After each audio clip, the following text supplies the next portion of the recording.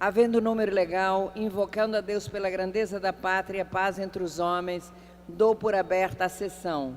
Convido o nobre vereador Babá para proceder à leitura da ata da sessão anterior. Ata da 70ª sessão ordinária, em 6 de setembro de 2018. Presidência dos senhores vereadores Jorge Felipe, presidente da Casa, Tânia Basto, primeira vice-presidente, e Rocal a convite. Às 14 horas, com a presença dos senhores vereadores Paulo Pinheiro, Marcelo Ará, Ítalo Ciba, professor Célio Luparelli, Wellington Dias, César Maia, David Miranda, Tereza Berger, Leonel Brizola, Rocal e Jair da Mendes Gomes,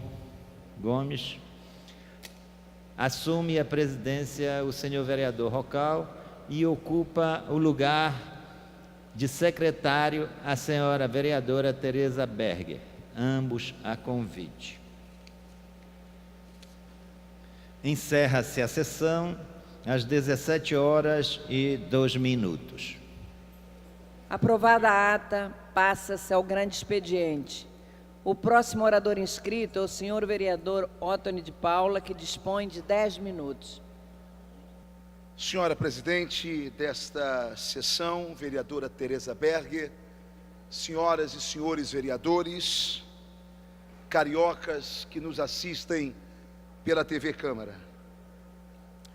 Subo a esta tribuna com a camisa semelhante à camisa com que Jair Messias Bolsonaro, na última quinta-feira, sofreu o atentado.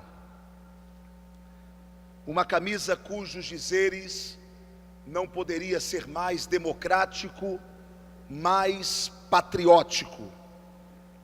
Meu partido é o Brasil. Com esta camisa, Bolsonaro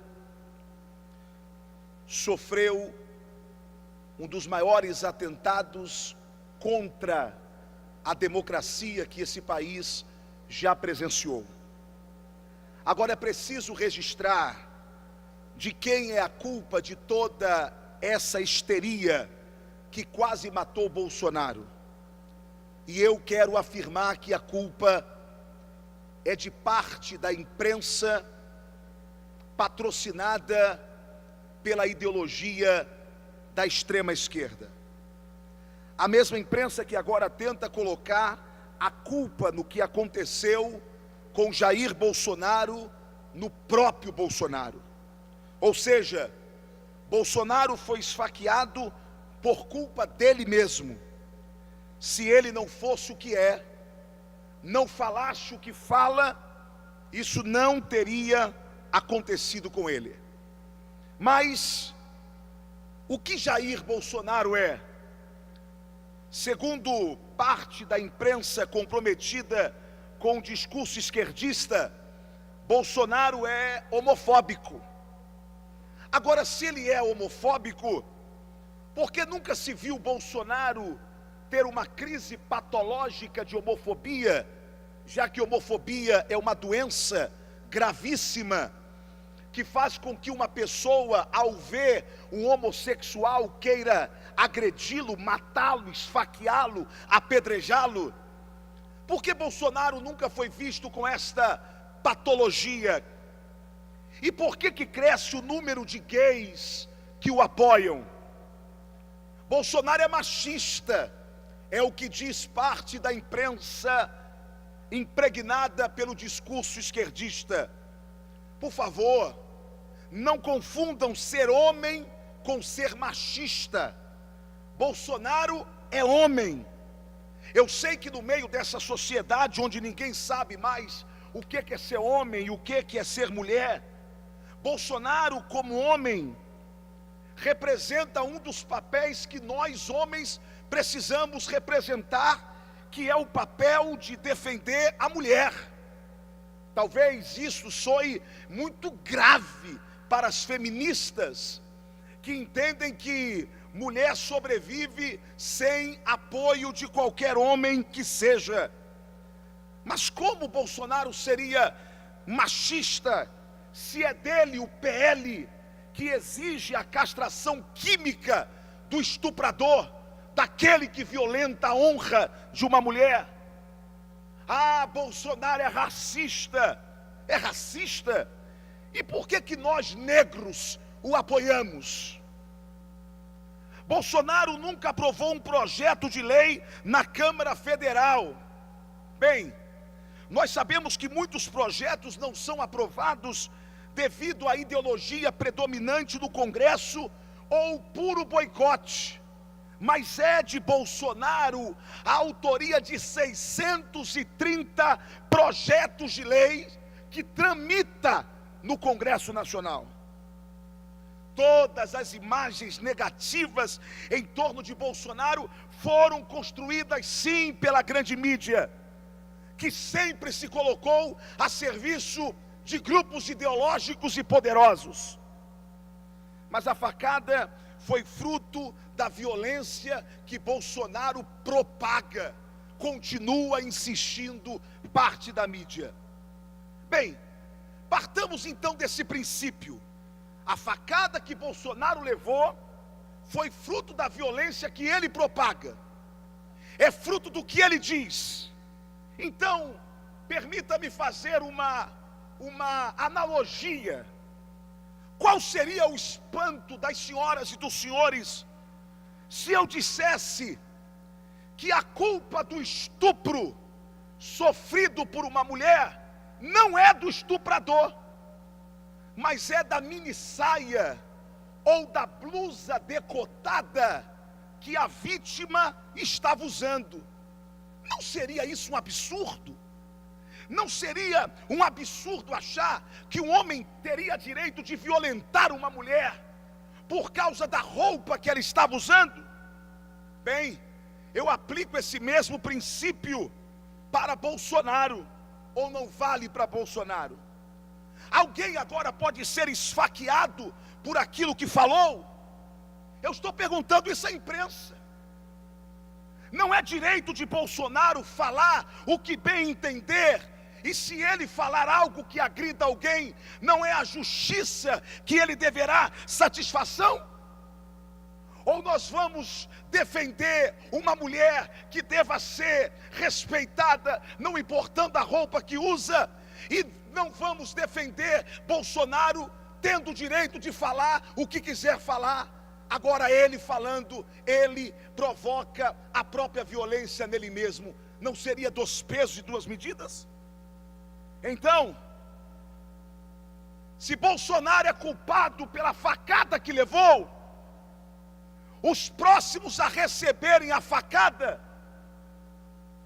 pela mesma razão que dizem que Bolsonaro recebeu, porque ele propaga a violência, é a senhora Gleice Hoffmann, que na defesa do presidente Lula disse: vamos matar gente. Depois dela, Mauriace também deverá receber alguma facada, porque foi ele que disse: nosso diálogo com a direita é num paredão de fuzilamento. Então, que José Dirceu se prepare para a facada também, porque na época do impeachment de Dilma, ele disse: vão apanhar nas ruas. E por que não falar que também é merecedora da tal facada Benedita da Silva, que disse que não há redenção sem derramamento de sangue? E por que não dizer que quem merece então, dentro desta ideia da mídia, é Ciro Gomes? Porque ele disse: vamos receber Moro e sua turma na bala. E agora, vamos esfaquear quem primeiro? Não, quem segundo? Porque Bolsonaro já foi, porque propagou violência. E esses aqui? Quer dizer que se alguém fala o que eu não quero ouvir, ou se alguém fala aquilo que não se enquadra no politicamente correto, é na facada que nós vamos resolver? Eu estou perguntando isso à imprensa covarde e tendenciosa, que trata um crime político como um ato de loucura isolado de um louco. Durante 6 meses, durante 6 semanas ininterruptas, recebemos uma lavagem cerebral tentando nos convencer de que o crime sofrido pela nossa colega vereadora Marielle Franco foi um crime político. Mesmo sem a polícia concluir o inquérito policial, a imprensa chegou à conclusão: é crime político. E 6 semanas falando isso. E a facada de Bolsonaro é o quê? Não, a facada de Bolsonaro é só um louco. A imprensa chamou esse cara de lobo solitário. Agiu sozinha por culpa do próprio Bolsonaro. Que vergonha! Que vergonha! Alguém parou para perguntar de onde veio o dinheiro que custeou durante algumas semanas a presença desse louco em hotéis em BH? Alguém parou para perguntar quem contratou o escritório de advocacia, uma das bancas mais caras do Brasil? Que, aliás, eu nunca vi tanta rapidez. O cara esfaqueia Bolsonaro hoje, quando ele chega na prisão, já tem 4 advogados esperando ele. Outra coisa, os advogados, eu já estou encerrando a minha fala, presidente, os advogados fizeram questão de dizer: quem pagou foi um membro da Testemunha de Jeová. Aí vem a igreja e diz: mentira! Ah, foi da igreja quadrangular. Aí vem a igreja quadrangular e diz: mentira! Aí pergunta na terceira versão para o advogado: quem te pagou? Ele diz: não posso falar. Senhoras e senhores, e senhora presidente, chegando ao término aqui da minha fala, Adélio Bispo de Oliveira não é uma pessoa comum, louco com nível superior, não. Tem gente poderosa nessa retaguarda. Ninguém reúne uma banca de advogados à toa deste nível. Quero lhes afirmar, concluindo a minha fala, que quem segurava aquela faca era Adélio, mas quem comandava a mente dele era uma ideologia. Senhora presidente, a quem interessa a morte de Bolsonaro? Nós sabemos, a mídia esquerdista, há grupos poderosos dessa política podre que se tornou a política brasileira, aos patrocinadores da ideologia de gênero. Mas a pergunta é: quem mandou matar Bolsonaro? Eu termino dizendo que esse crime seria um crime perfeito, vereadores. Era só enfiar a faca no lugar certo que ia matar Bolsonaro, e a multidão enfurecida mataria quem tentou matar Bolsonaro. Então teríamos um candidato morto e um assassino morto. Mas Deus é tão grande que o candidato não morreu e o assassino está vivo. O candidato não morreu para assumir a presidência em janeiro de 2019 e o assassino não morreu para contar a história. Quem quer matar Jair Messias Bolsonaro? Pela misericórdia de Deus, Bolsonaro vive, a esperança não morreu. Obrigado. O próximo orador inscrito é o senhor vereador Babá, que dispõe de 10 minutos. Companheiros e companheiras que nos veem à TV Câmara, eu queria abordar um tema que diz respeito aos garis, essa categoria lutadora, os trabalhadores da Conlurb, e queremos mostrar aqui a situação. O orçamento da Conlurb, aprovado na Câmara, nesta Câmara aqui de vereadores, é de 1.911.900.000 R$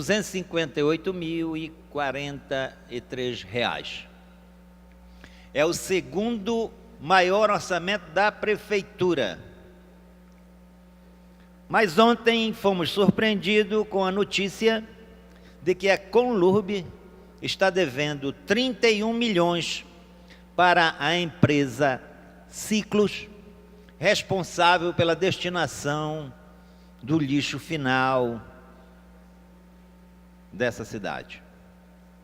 A dívida de 31 milhões com relação aos serviços prestados em novembro e dezembro do ano passado. Como não foram pagos corretamente, vejam bem, só com juros e correção monetária, a Conlurb vai ter que pagar mais 2 milhões, portanto, subindo a dívida para 33 milhões de reais. E isso é uma vergonha. Vocês sabem o que significa 2 milhões de reais para a Conlurb? Significa o pagamento de horas extras para seus trabalhadores até o final do ano, para todo o setor operacional. A direção da Conlurb decidiu recentemente, vejam bem, cortar o pagamento de horas extras. E isso, o resultado é que tem acumulado lixo na cidade, aumentando o ritmo da varredura e da coleta dos trabalhadores que estão nesse serviço, causando sérios danos à saúde das garis e dos garis. Isso, vejam bem, supostamente para economizar 1,5 milhão, enquanto só de juros a Conlurb vai pagar a Ciclos 2 milhões, por irresponsabilidade da direção da Conlurb e, por conseguinte, da Prefeitura de Marcelo Crivella. Ou seja, para os trabalhadores é o corte de verbas e mais trabalho, e por incompetência da gestão, todo o dinheiro do suor dos trabalhadores vai para pagar juros da dívida com a Ciclos. Não bastasse isso, vejam bem, a direção da Conlurb tem cortado até o adicional noturno para os trabalhadores que vocês veem aí, fazendo limpeza na cidade, pelas noites e madrugadas da cidade, foi cortado o adicional noturno. E eu quero dizer que eu fui na gerência do Meier e tive a oportunidade de ver o contra-cheque de garis, aonde lá estava justamente o corte estabelecido pela direção da Conlurb. O plano de carreira que tanto eles anunciaram para ser implementado agora em outubro, não vai corrigir as distorções.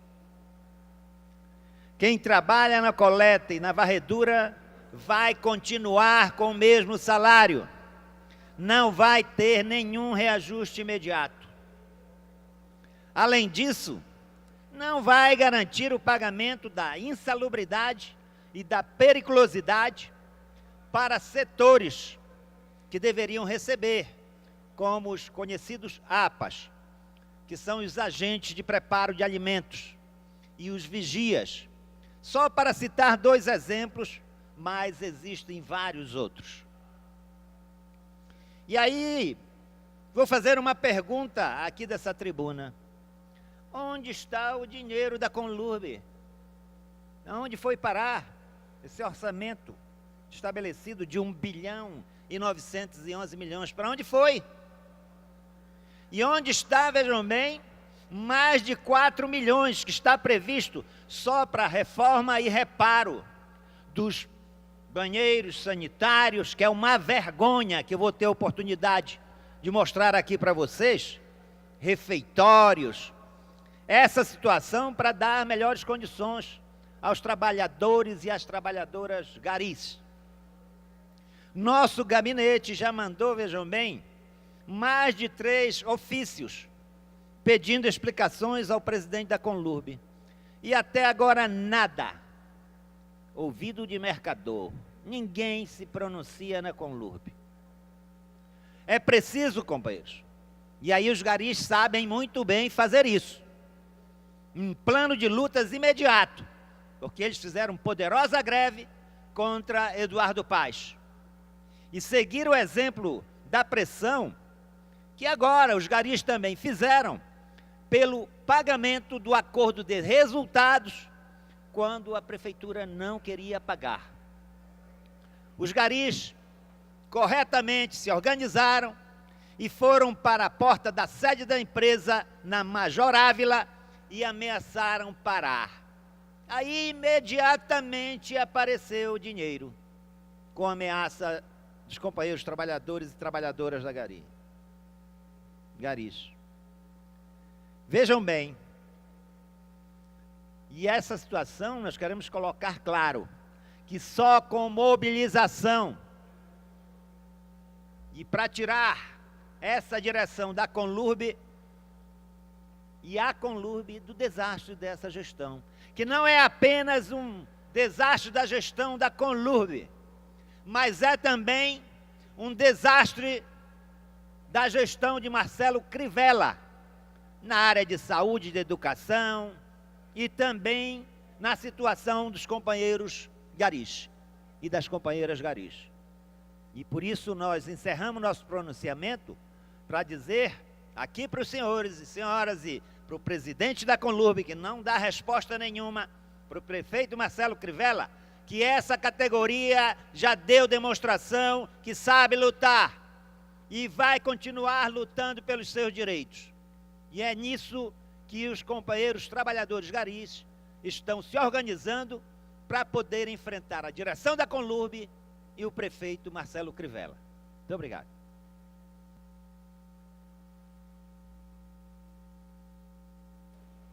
O próximo orador inscrito é o senhor vereador Fernando Ilha. Vossa Excelência dispõe de 10 minutos.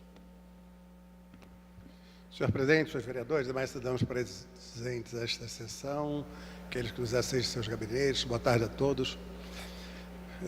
Antes de ir ao tema que me traz hoje aqui, eu gostaria de fazer um breve comentário para que a gente entenda como é a vida.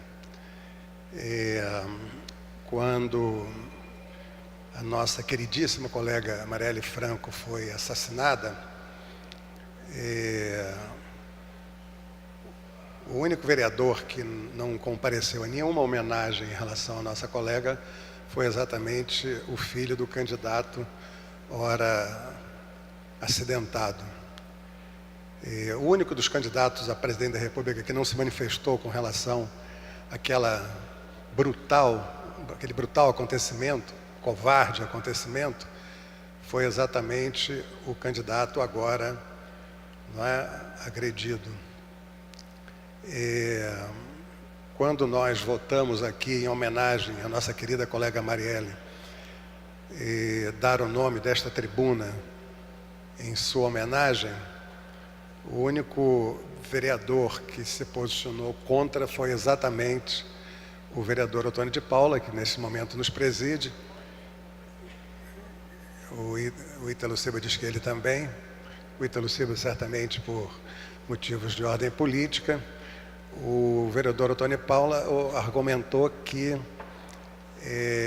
não votaria porque, enquanto o caso estivesse sendo esclarecido, não considerava adequado, né, prestar homenagem sem saber, né, quem tinha sido o autor da morte da colega. Como se, né, a autoria da morte de uma colega justificasse, né, a não homenagem a esta querida amiga de todos nós, que independente de sua posição política, né, era muito querida por todos. Hoje eu ouço este mesmo vereador usar o argumento de que a esquerda, digamos assim, como, né, põe tudo no mesmo saco, balaio, etc. tal, incita, né, por diversos elementos a violência e alguns já até consideram que o ato tenha sido um ato provocado por pessoas ligadas ao próprio candidato, no intuito de tentar transformá-lo num herói, num mito, e com isso fazer com que ganhasse a eleição, se possível, no primeiro turno. Eu disse aqui, logo após, né, o vereador Ottoni informar que o Bolsonaro havia sido agredido, que como democrata, né, como humanista, como médico, com o compromisso que eu tenho, né, pela vida de qualquer pessoa, independente de que posição política, ideológica, né, assumam na sociedade, todo ser humano, né, que estiver passando por qualquer tipo de sofrimento, fruto, né, da violência, do ódio, deve ter a nossa solidariedade, como a sua família, e foi isso que eu fiz, e deve ter, né, o ato, o repúdio de todas aquelas pessoas que têm bom senso, equilíbrio, não usam, né, os fatos e os acontecimentos oportunisticamente, né, para tentar angariar apoio, né, vitimizar pessoas ou grupos e etc. e tal. Então, eu vou manifestar mais uma vez a minha solidariedade com a família, a minha solidariedade com o ser humano, né, dizer que tenho discordâncias políticas, isso é natural, isso é da vida, mas que ele possa sair logo da situação que se encontra, continuar fazendo, né, a sua candidatura. Eu não acredito muito em pesquisas, mas as duas últimas pesquisas demonstram, né, que o senhor Bolsonaro certamente perderá, né, a boquinha de 28 anos de mandato que teve sem nada fazer pela cidade e pelo estado do Rio de Janeiro. Vai ficar desempregado. Mas, enfim, isso aí faz parte, a vida segue, né? Enfim, e aquele que for eleito, independente de quem seja, democracia é assim mesmo, né? A gente perde, ganha. Aliás, o Darcy, um dos meus ídolos, dizia que perdeu muito mais do que ganhou na vida pública, mas se sentiria envergonhado se estivesse ao lado daquele, né, que os venceram. Então, né, encerro essa consideração inicial só para dizer o seguinte: a gente tem que ter muito cuidado com as coisas que a gente diz, para não ser pego pelo destino, para não ser pego pelo tempo, para não ser pego pelas situações que ocorrem e acabam nos deixando mal, né? Parecendo que a gente usa determinados argumentos numa situação e outros argumentos em outra situação, né? Que ninguém na vida pública seja agredido, que ninguém na vida pública seja maltratado, né? Que a gente possa resolver todas as nossas divergências com diálogo, né, com debate, com convencimento, com persuasão. Esse é o caminho da democracia. E o caminho da democracia, né, é único, não há alternativa. Bom, na verdade eu havia me inscrito inicialmente para falar sobre mais um encontro promovido pela Comissão de Acompanhamento das Obras Inacabadas do Rio de Janeiro. Hoje nós estivemos, eu, a vereadora Tereza Berger, a vereadora Rosa Fernandes e o vereador Babá, que é da Comissão de Obras da Câmara, na Avenida Brasil, ali em frente à passarela número 10, exatamente no local onde, por haver um desvio da Avenida Brasil, moram, né, para tristeza, para lamento, né, de todos nós, um conjunto enorme de cidadãos envolvidos com as drogas, especialmente com o crack. E ali nós constatamos o que a gente já sabe, que o fato do prefeito ter anunciado há quase um mês que teria dado início às obras da Avenida Brasil, foi mais um ato falho, foi mais, né, uma afirmação de quem não sabe exatamente, né, o que está dizendo, ou sabe o que está dizendo, está pretendendo confundir ou enganar a população. Ninguém trabalha naquele trecho, ninguém trabalha em nenhum trecho da Avenida Brasil hoje. Ela está literalmente legada ao abandono, né? E ali no trecho em que nós fomos hoje, segundo informações dos comerciantes daquela região, eu achei até um pouco exagerado, morrem várias pessoas semanalmente atropeladas ou como resultado, né, de acidentes graves de automóvel por conta, né, de ficarem aqueles quebra-gelos colocados de forma inadequada, inoportuna e com uma iluminação absolutamente, enfim, inadequada para aquela região. Então, o que nós imaginávamos, né, se confirma. Um dos motivos pelos quais o senhor Sebastião Bruno, que eu espero que a gente possa votar, né, em nome da autonomia, né, da independência do Poder Legislativo, a sua presença aqui, é que ele não tem se recusado a vir, usando várias e várias desculpas, porque provavelmente não tem, né, nenhuma justificativa a dar para situações como aquela. Eu até, para não parecer que sou um perseguidor da prefeitura, um opositor radical, eu diria que tudo bem, né? Ainda que a prefeitura, segundo os cálculos que eu realizei e demonstrei aqui semana passada, porque eu acho que como vereador a gente precisa acompanhar as contas da prefeitura, a prefeitura aumentou em 1 bilhão e 50 milhões aproximadamente a sua arrecadação.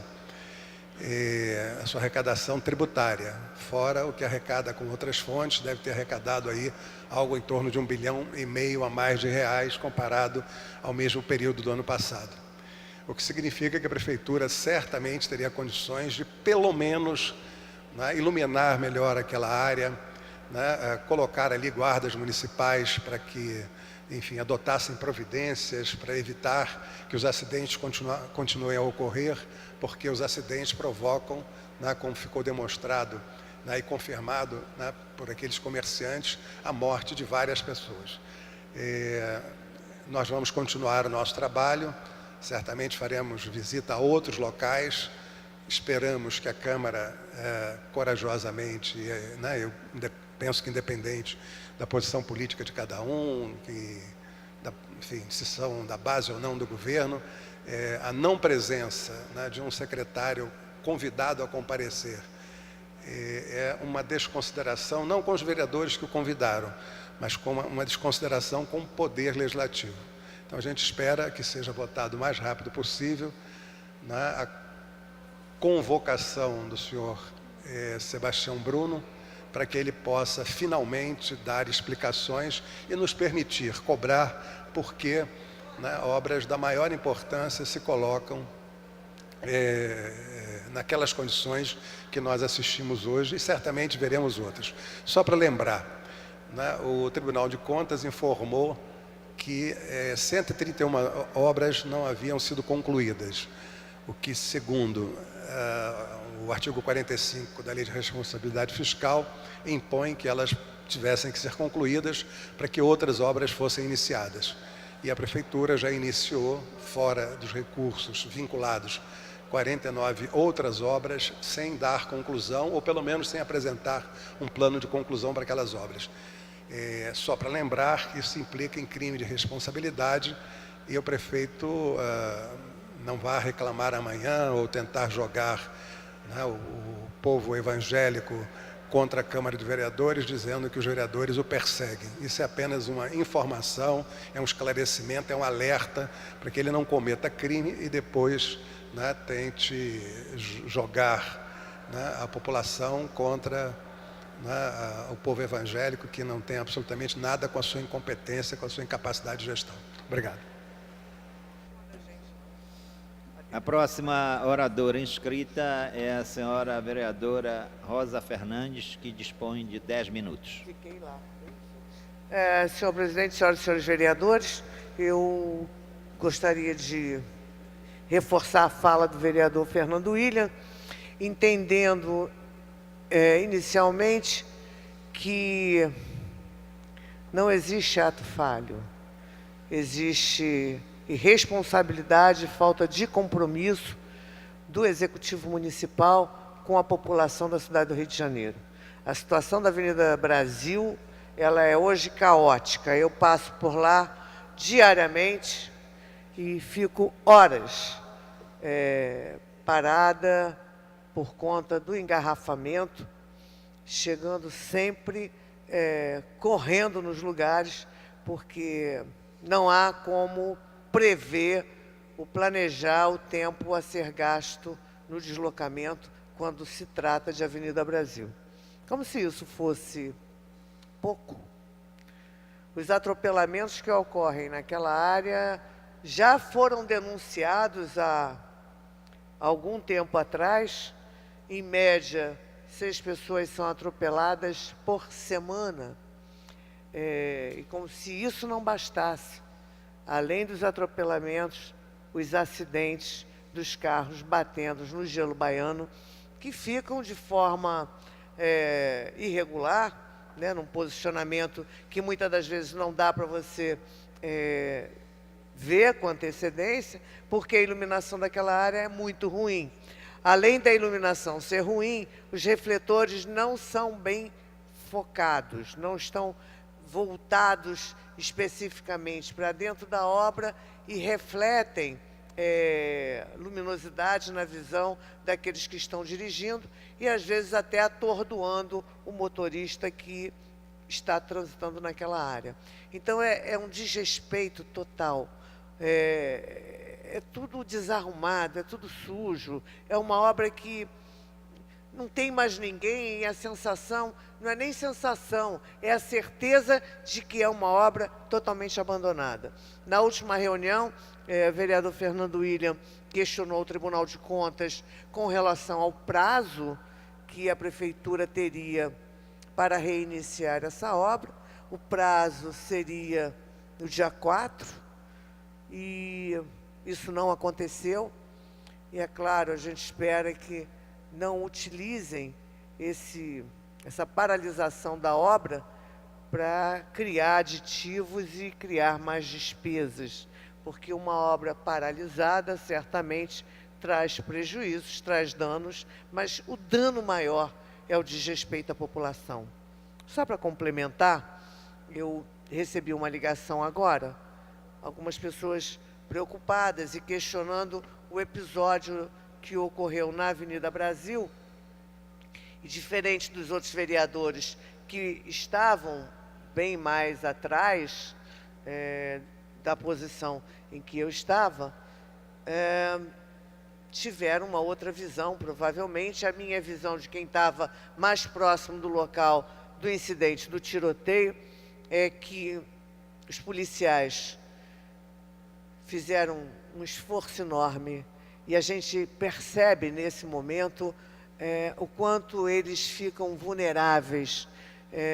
Eu vi Polícia Rodoviária Federal montando em mototáxi, armado, tentando chegar no local, porque tinham policiais que estavam ali em perigo, em fragilidade no momento. Inclusive, tem policial que foi baleado, está na mesa de cirurgia nesse momento.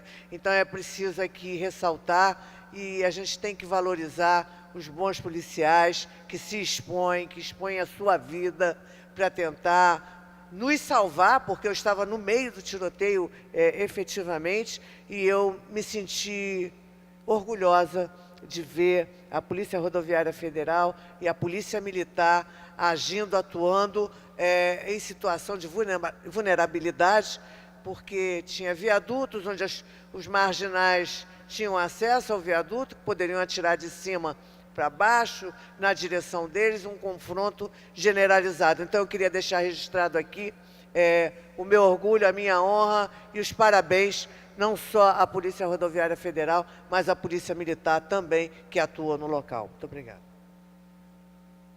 O próximo orador inscrito é o senhor vereador Otônio de Paula, que dispõe de 10 minutos.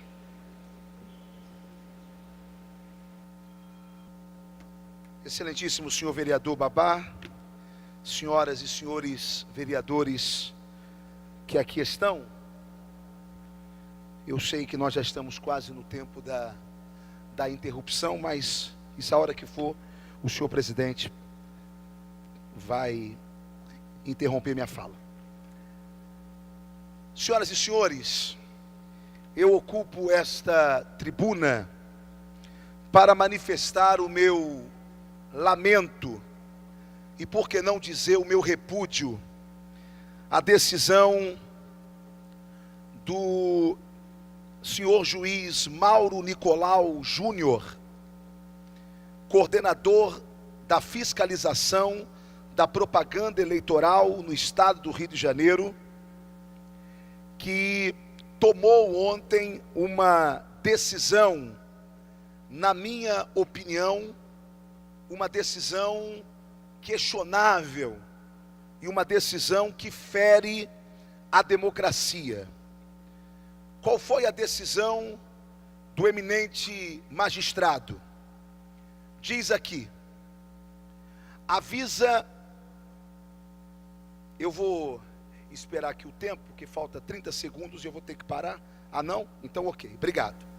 Avisa todas as igrejas e entidades de qualquer segmento religioso que a vinculação de propaganda eleitoral nos templos, vírgula, nas imediações e abordando pessoas que compareçam aos cultos, revestem-se de caráter de absoluta ilegalidade, sujeitando aos infratores todos os envolvidos, ainda que de forma indireta e omissiva, e também aos beneficiados, as consequências legalmente previstas, inclusive eventual interdição do local, apreensão de material e encaminhamento ao Ministério Público para as medidas cabíveis, tanto na esfera eleitoral quanto na esfera criminal. Esta foi a decisão do eminente senhor juiz Mauro Nicolau Júnior.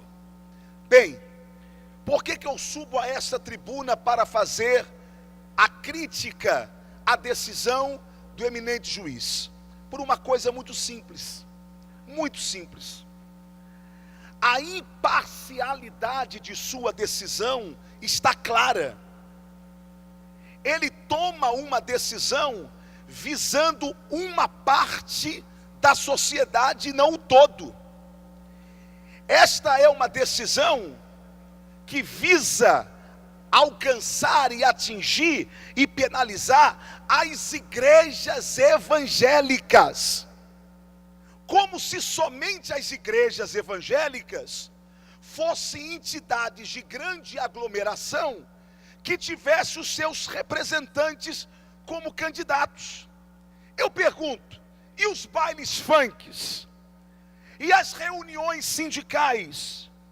E as agremiações de qualquer natureza?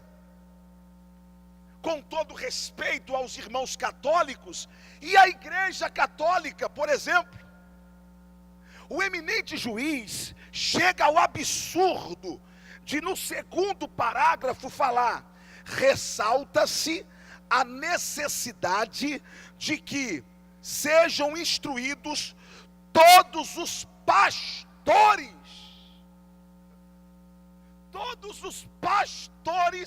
que façam uso da palavra nesses lugares. Ou seja, ele direciona a decisão dele para a igreja evangélica.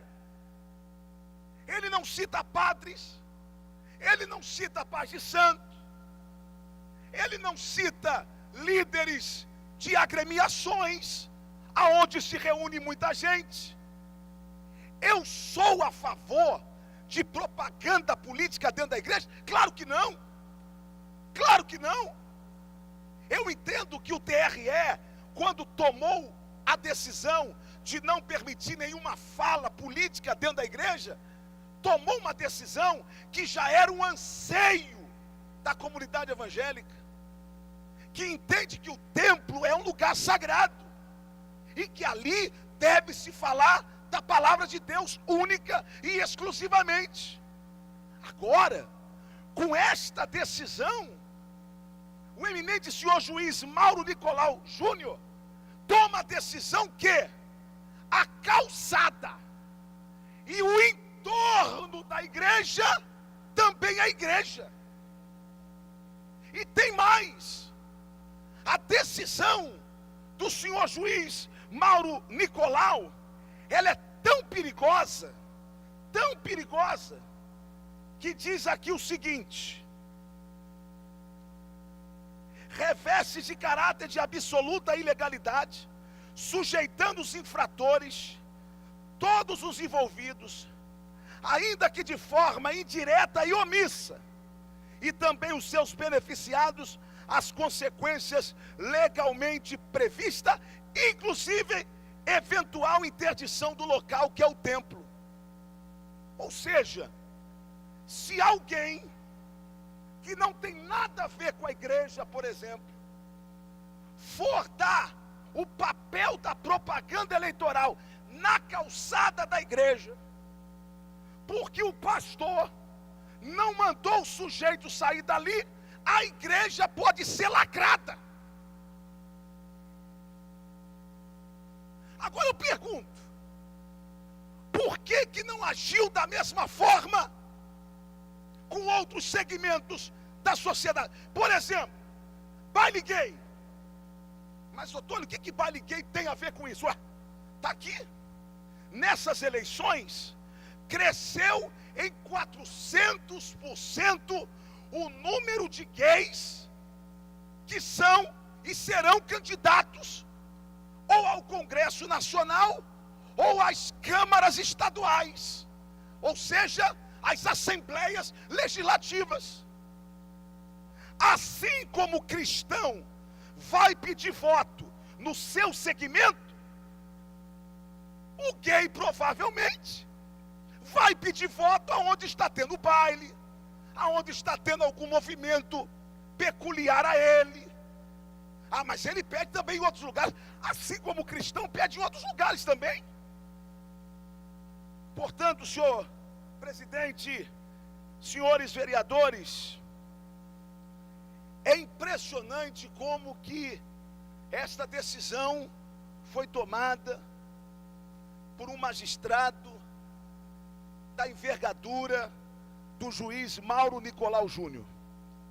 Eu espero que o eminente juiz, ele revogue sua decisão, repense na postura antidemocrática que é esta decisão, que eu tenho certeza absoluta que não foi pensada maldosamente pelo eminente juiz. Agora, amanhã, se o inimigo da igreja quiser interditar a igreja, é simples. Ele coloca uma turma panfletando na calçada da igreja, ou próximo a 20, 30, 40, 50 metros da igreja, porque a distância é 200. Simples. Ele mesmo faz a denúncia para o TRE, e aquela igreja é lacrada, porque desrespeitou uma decisão. Pelo amor de Deus, pelo amor de Deus, depois não quer que eu não acredite que esteja havendo um movimento orquestrado para tentar parar os candidatos da igreja que poderão representar os conservadores no Congresso Nacional ou nas Assembleias Legislativas. Lamento a decisão do magistrado e espero que ele repense democraticamente a sua decisão.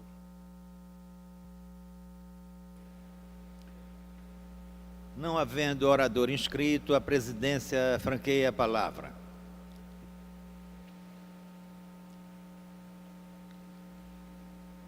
Não havendo manifestação por parte dos senhores vereadores, a sessão fica suspensa até às 15h40.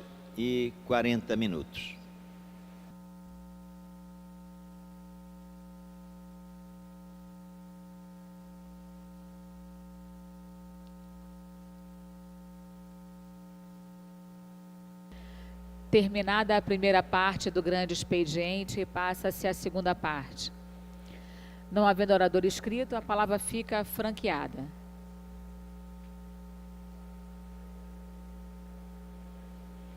Não havendo quem se manifeste, a sessão fica suspensa até às 16 horas. Está suspensa a sessão.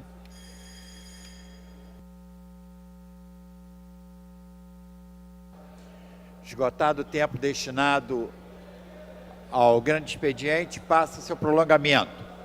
A mesa dará ciência das proposições recebidas. Requerimento número 834, 2018, de autoria do professor Célio Luparelli, que concede a medalha São Francisco de Assis a Samanta Gonçalves da Costa. Senhores vereadores, que aprovam, permaneçam como estão. Aprovado. Requerimento 835, também do professor Célio Luparelli, que concede a medalha São Francisco de Assis a Zilce Gonçalves Costa. Senhores vereadores, que aprovam, permaneçam como estão. Aprovado. Requerimento do professor Célio Luparelli, que concede a medalha São Francisco de Assis a Ana Paula Rangel dos Santos. Senhores vereadores, que aprovam, permaneçam como estão. Aprovado. Requerimento 837, professor Célio Luparelli, concede a medalha São Francisco de Assis a Carmen Helena de Carvalho Vasconcelos. Senhores vereadores, que aprovam, permaneçam como estão. Aprovado. Requerimento do professor Célio Luparelli, que concede a medalha São Francisco de Assis a Daniele Belmonte. Senhores vereadores, que aprovam, permaneçam como estão. Aprovado. Requerimento do professor Adalmir, que concede conjunto de medalha mérito pederneste ao bispo Paulo Rangel. Senhores vereadores, que aprovam, permaneçam como estão. Aprovado. Requerimento do professor Adalmir, que concede o título, o conjunto de medalha pederneste ao pastor Michel Barabani Alves. Senhores vereadores, que aprovam, permaneçam como estão. Aprovado. Esgotada a matéria do prolongamento, passa-se a ordem do dia. Em tramitação ordinária, em primeira discussão e votação, projeto de lei 330/2017, autoria do vereador Raimon, que dispõe sobre a regulamentação de depósitos para entidades representativas do comércio ambulante, com vista à construção e administração de depósitos para armazenamento de mercadoria dos trabalhadores do comércio ambulante. Em votação. Matérias e de código de maioria absoluta, votação nominal. Votação liberada como voto, senhores vereadores.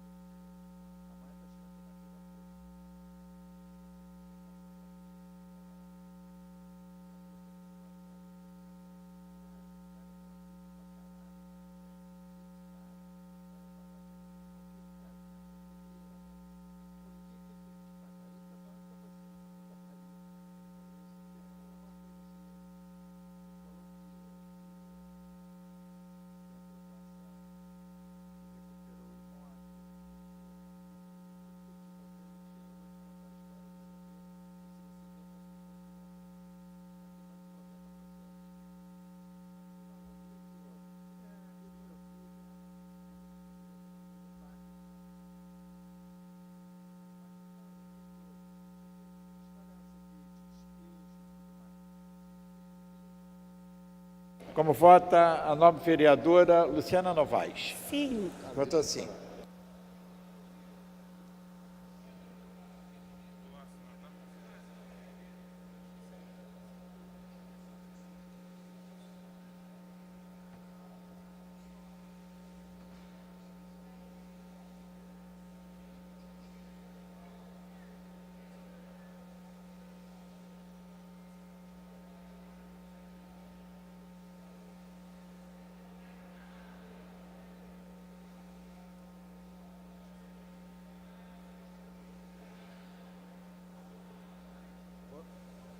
Vou encerrar a votação.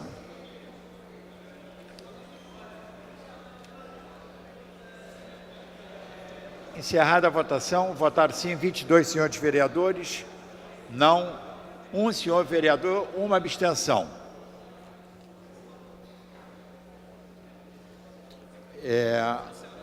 Não há quórum para deliberar.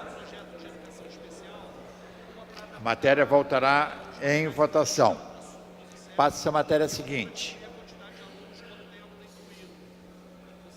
Em tramitação ordinária, em primeira discussão, em votação, projeto de lei 1356/2015, de autoria do vereador Leonel Brizola, que toma por interesse histórico e cultural o Rio Carioca. Em votação, a emenda de número 1. Matéria exige quórum de maioria absoluta, votação nominal.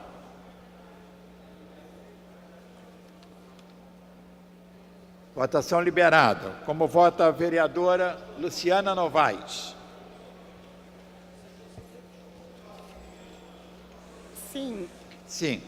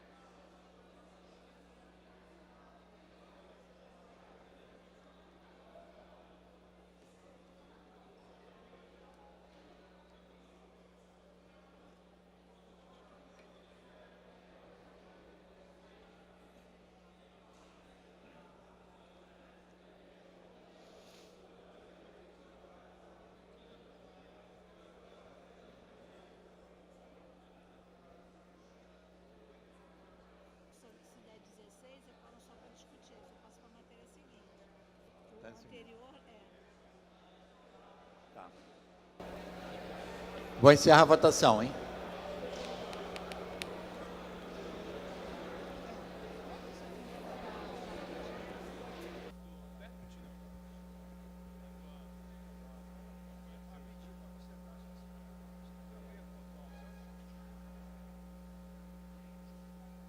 Encerrada a votação. Votaram sim 18 senhores vereadores, não nenhum, não há quórum para deliberar sobre essa matéria. Consignando o voto favorável do vereador Leandro Lira. Do vereador Ulisses também. Vereador Jones Moura. Vereador Luiz Carlos Ramos Filho. Vereadora Rosa Fernandes. Vereador, já consignei o voto de Vossa Excelência. Daniel Martins. Não há quórum para deliberar. Passa a matéria seguinte. Pela ordem, o vereador, professor Rogério Racal.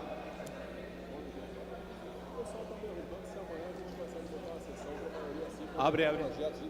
Senhor presidente, senhoras e senhores vereadores, hoje pela manhã eu estive com a nova secretária municipal de educação, a professora Thalma, e eu tive uma boa impressão.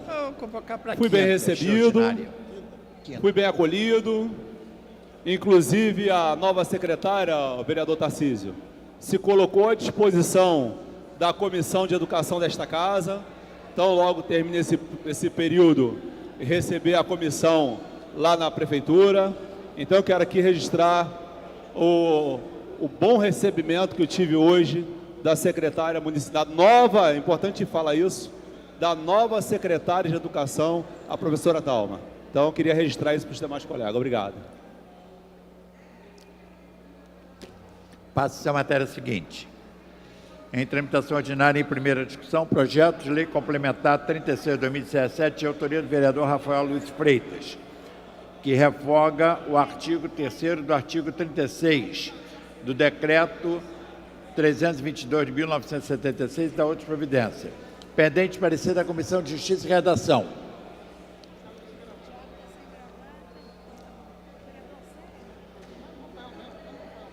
Para emitir parecer, vereador Leonel Brizola, pela Comissão de Justiça e Redação.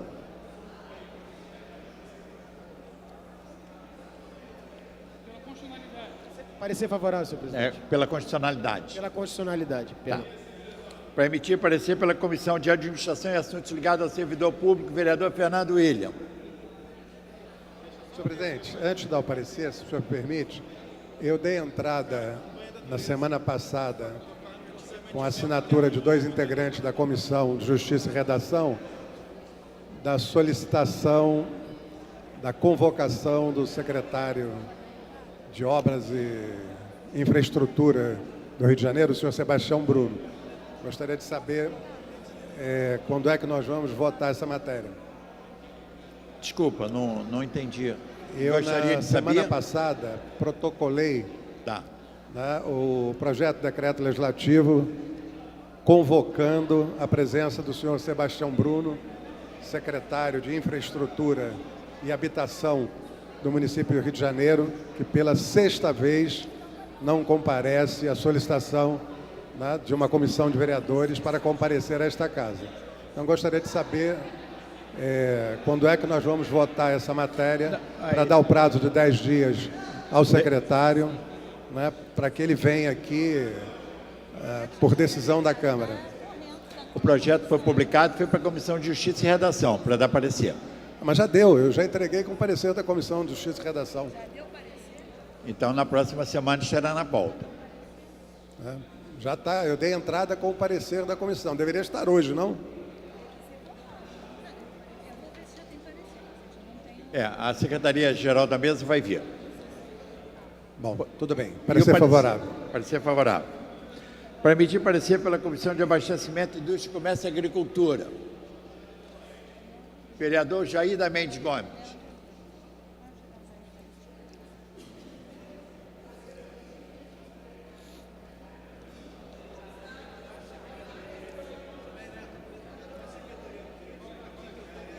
Parecer favorável. Parecer favorável. Para emitir parecer pela Comissão de Assuntos Urbanos.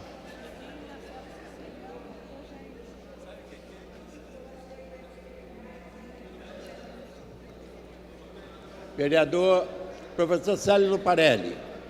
Para emitir parecer pela Comissão de Assuntos Urbanos. Parecer favorável. Para emitir parecer pela Comissão de Higiene, Saúde Pública e Bem-Estar Social. Ele é o autor. Vereador Rafael Luiz... desculpa. Vereador Tiago Carribeiro. Parecer favorável. Parecer favorável. Em discussão. Não havendo quem queira discutir, encerrada a discussão e votação. Encaminhar. Para encaminhar a votação, vereador Rafael Luiz Freitas. Presidente, todos os vereadores, só para explicar, porque no texto fica aqui escrito que revoga o inciso 3º do artigo 36 do decreto 322. Isso diz respeito ao seguinte: é o artigo que trata do licenciamento de bar e cervejaria em loja ou em edificação de uso exclusivo. Esse inciso 3º, ele coloca o seguinte: que devem distar mais de 150 metros de templos, escolas, hospitais, asilos, presídios, capelas mortuárias e quartéis. Esse dispositivo foi colocado no decreto 322 em 1987. Passados mais de 30 anos, obviamente, muitas escolas foram construídas, templos das mais diversas religiões foram construídos, quartéis, etc. Eu lembro aqui para todos que o setor de bar e restaurante, hoje, é o que mais emprega jovens entre 18 e 24 anos. Então, hoje, não cabe mais você ter esse tipo de proibição para que a pessoa que queira investir, empreender na cidade, abrir um bar ou uma cervejaria, ele tenha essa dificuldade de conseguir o licenciamento. Então, o que eu estou fazendo aqui tirando essas proibições para que os empreendedores consigam finalmente ter os seus licenciamentos dos seus bares e cervejarias aprovados. Em votação, a matéria exige código de maioria absoluta, votação nominal.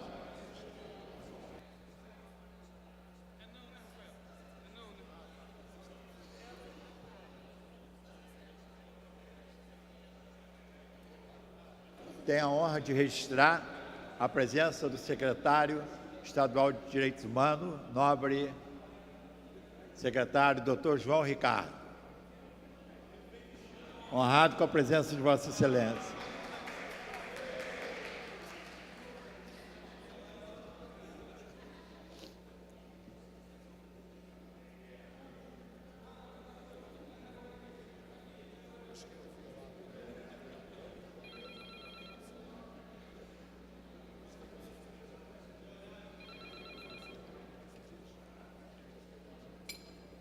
Como vota minha querida vereadora Luciana Novaes? Sim. Sim.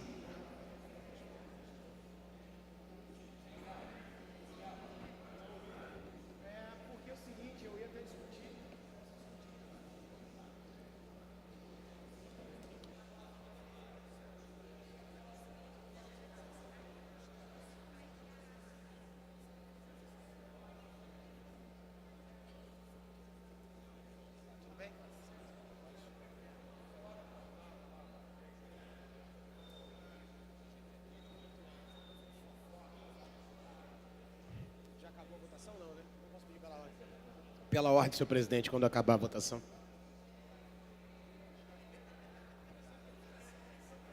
Infelizmente, já estamos no processo de votação.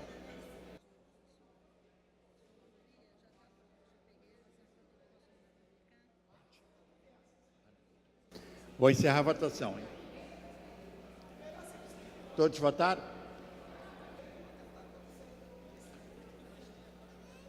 Encerrada a votação. Votaram sim 19 senhores vereadores, não 2. Consignando o voto da vereadora Tânia Bastos, sim. Não? Não 3.